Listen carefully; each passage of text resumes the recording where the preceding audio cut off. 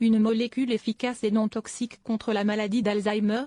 Un traitement expérimental contre la maladie d'Alzheimer atteint la phase 3 d'un essai clinique mené par le laboratoire Merck.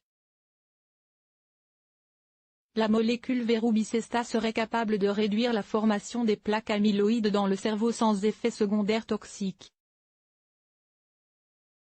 Si de nombreux travaux sur la maladie d'Alzheimer ont permis de savoir quelles sont les causes cliniques de la maladie, aucune recherche scientifique n'a permis d'élaborer un traitement véritablement efficace pour ralentir voire arrêter la progression de cette lente dégénérescence des neurones.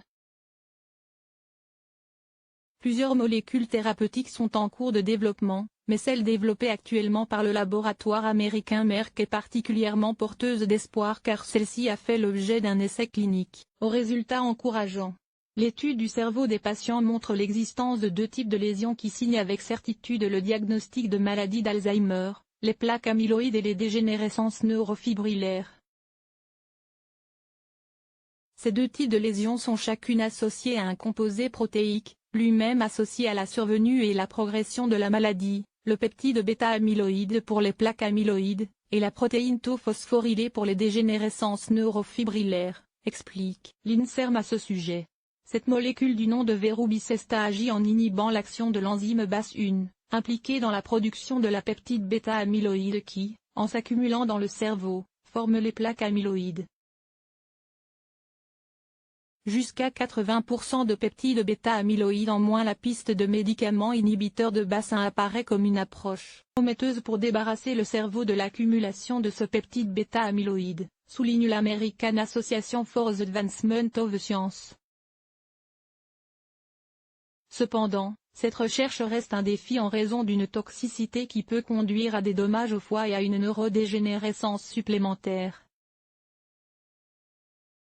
Les chercheurs ont d'abord voulu savoir si cette molécule puissante était bien tolérée chez des animaux.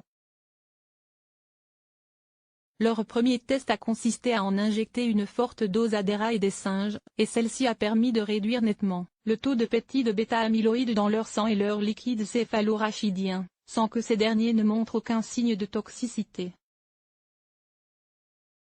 Lors d'un essai de phase 1 d'une semaine chez des patients atteints de maladie d'Alzheimer à un stade léger ou modéré, le verubicesta a abaissé les taux de ce peptide jusqu'à 80% sans effet secondaire grave. Ces résultats prometteurs ont permis au laboratoire Merck de lancer 2 essais cliniques de phase 3, actuellement en cours, et dont les résultats ne seront pas dévoilés avant fin 2017. Le premier, nommé EPOC, consiste à évaluer l'efficacité et la tolérance de 2 doses de verubicesta, 12 mg et 40 mg, administrées une fois par jour pendant 78 semaines contre un placebo chez des malades d'Alzheimer à un stade léger à modéré. Le second, intitulé APEC, suit ce même objectif mais concerne des patients atteints de maladie d'Alzheimer à une phase plus précoce.